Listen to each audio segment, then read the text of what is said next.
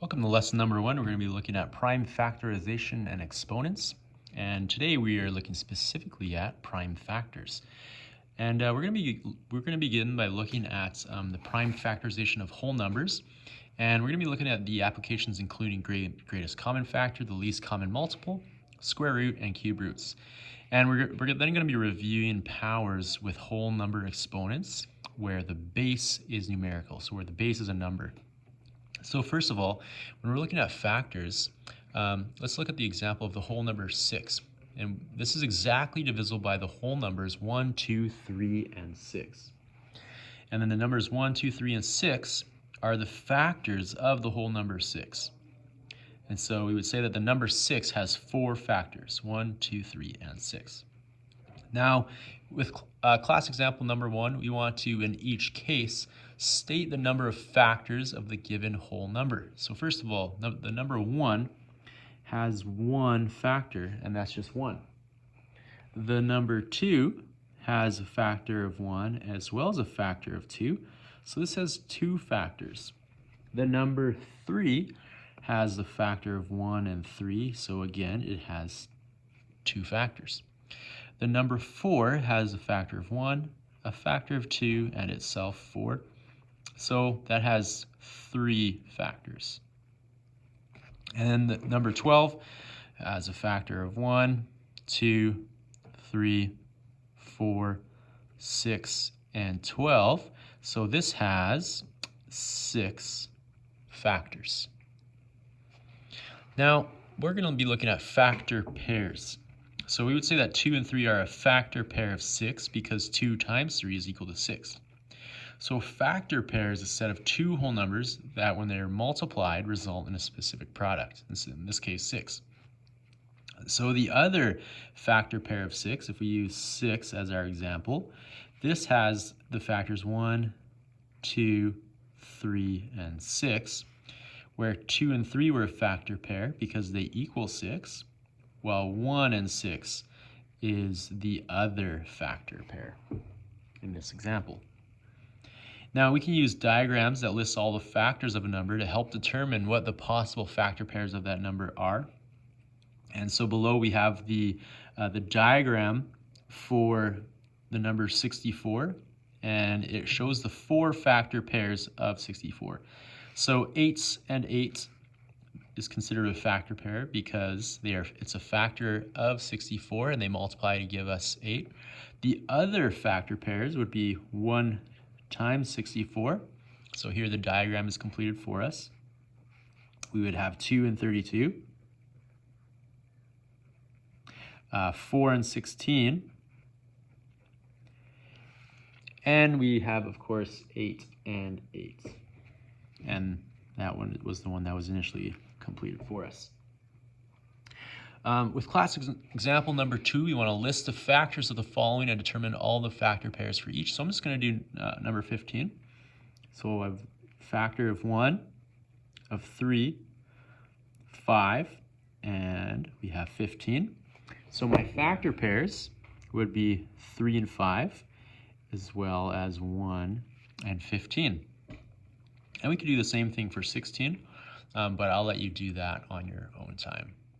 Next, we're going to be looking at prime and composite numbers. So a prime number is defined as a whole number which has exactly 2 distinct factors. The 2 factors are always 1 and the number itself. So example 3 and 7 are prime numbers.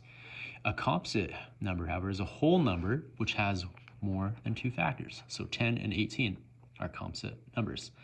The number 1 has only 1 factor and is neither prime nor composite. So in this course, the number 0 is defined to have no factors.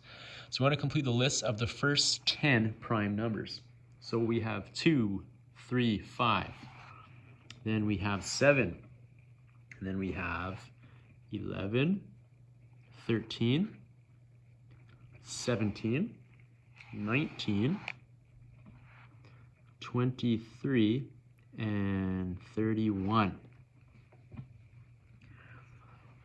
And now with class example number 3, we're going to classify the following numbers, the whole numbers, as prime or composite. So we'll just call them C or P. So 46 is a composite number because it has more than 2 factors. 37, however, is a prime number because it only has itself and 1 as a factor. 39 is composite, has more than 2. 101 is prime, and 103 is also a prime number.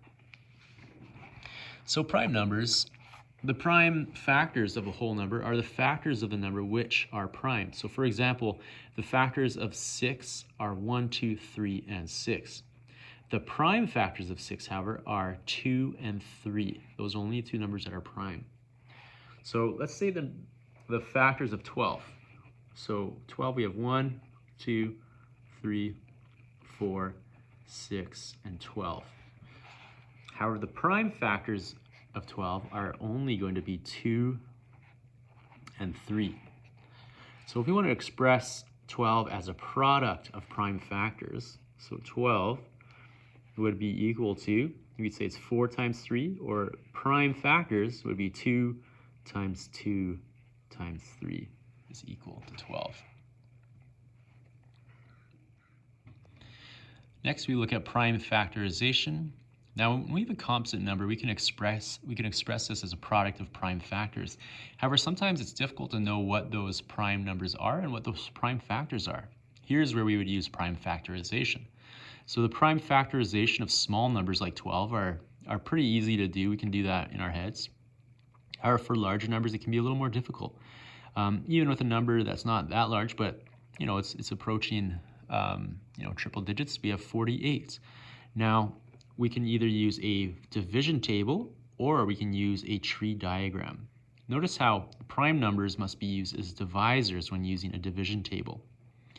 So the number that goes into our factor need to be prime numbers. So example, 2 is a prime number, as is 3. So any divisor may be used when using a tree diagram. You don't have to use prime numbers. So for example, with 48 on this side, we divided by 6 and got 8. And then we broke that number down into its smaller factors. So let's look at class example number 5, where we have 2 students, Tantu and Craig. They work together to confirm that the prime factorization of 33,250 is 2 times 5 cubed times 7 times 19. Tantu uses a division table and Craig uses a factor tree. Complete their work to verify that the prime factorization of 33,250 is 2 times 5 cubed times 7 times 19. So first of all, they divided by 2, in which case you would get, if you type this in your calculator, you would get 16,625. Now the next number they use for a divisor is a prime number, and that's 5. If we divide 16,625 by 5, we get 3,325. And again, you can use your calculator here. And if we divide it by 5, because it looks like they multiplied 5 3 times, we would get 3,325 divided by 5, we get 625. And we're going to divide that by 5 a third time, and we're going to get 133. And if we divide that by 7, we are going to get 19. And if we divide 19 by 19, we are going to get our answer of 1 here. And that's what's left over as a factor. The other way to do it is by Craig's method, which is a tree diagram. Notice how Craig divided by 10, and he's going to be left with 3,325. And the difference between Craig and Tantu's division table is, with the division table, remember, you have to use prime divisors. Prime numbers as divisors. However, with a tree diagram, you don't. You can use any number you want. So because this ended with a 0, Craig chose to divide by 10. And now we might want to choose to divide this by 5. 3,325 divided by 5, we know is 625. Sorry, it's 665. You type that on your calculator, and that was a mistake up here as well. 665. The rest is correct. And with 10, we can, that's 2 times 5. as its prime numbers. And 665 we know is the same thing as 7, or sorry, not 7, but 5 times 133. And 133 is the same thing as 7 times 19. And so here we have the confirmation. So 2 times 5 cubed times 7 times 19, and 2 times 5 cubed, so 2 times 5 cubed times 7 times 19.